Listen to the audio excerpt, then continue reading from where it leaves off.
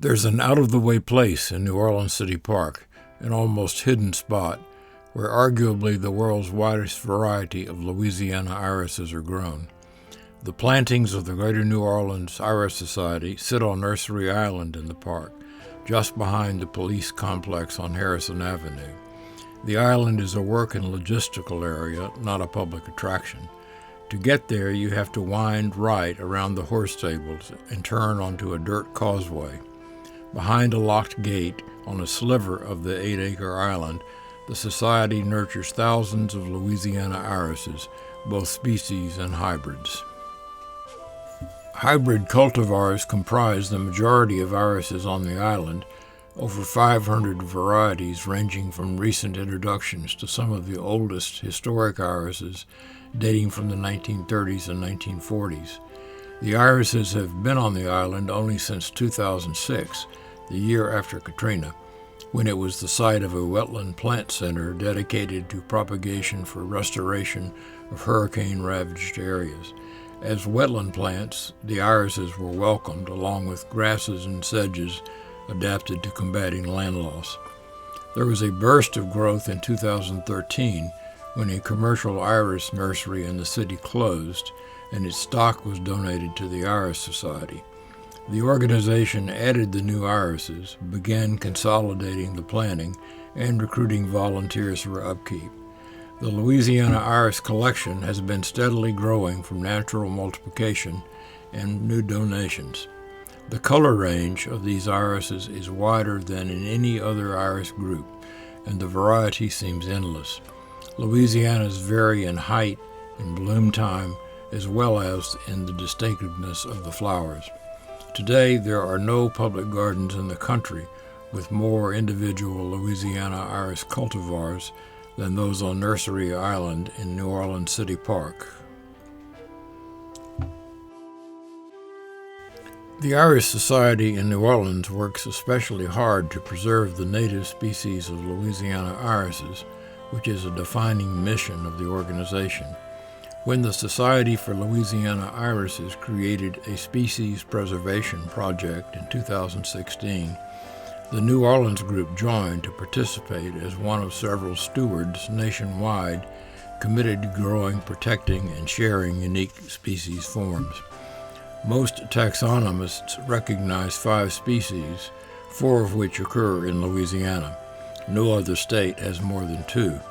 These are typical, but there is a significant variation within each species, as pictures from Nursery Island show.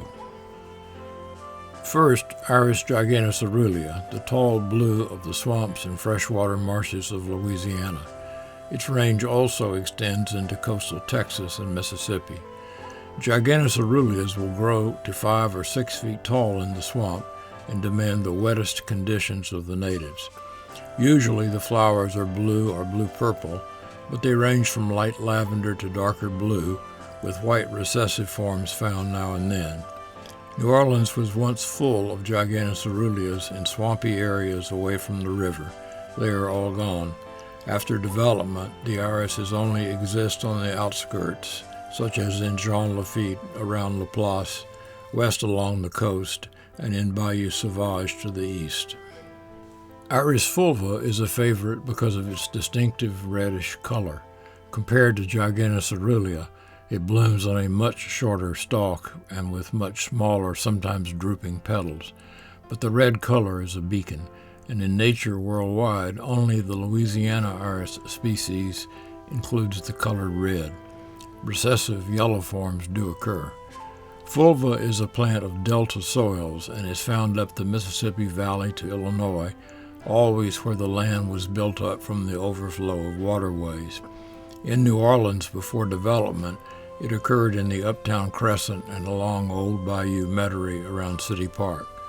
Fulvas today are often seen in ditches along roadsides, but their natural habitat is wet open woods near waterways.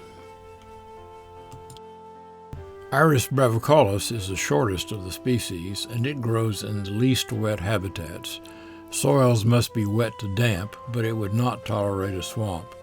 Its 20-inch stalks form a distinctive zigzag pattern. Like fulva, brevicollis is found far into the north, even in southern Ontario. However, its preferred habitat is less clear than the other species, and it occurs in patches across Louisiana. Brevicollis loves the area around Baton Rouge and east into Livingston Parish. Brevicollis has roughly the same blue color range as Gigantus Aurelia, but white is extremely rare. Iris nelsonii is the final Louisiana species native to the state, and it exists nowhere else. There is still some controversy in the botanical world about its species status. It does resemble fulva in color and probably evolved from it, but it is significantly taller, has more robust flowers, and grows in swamps in wetter conditions. As with fulva, there are recessive yellow forms. The habitat of Nelsonii is restricted to a few square miles of threatened swamp southeast of Abbeville. It apparently evolved there and nowhere else in the world. The discovery of Nelsonii in 1938 significantly contributed to the development of new Louisiana iris hybrids. So, what happens on Nursery Island?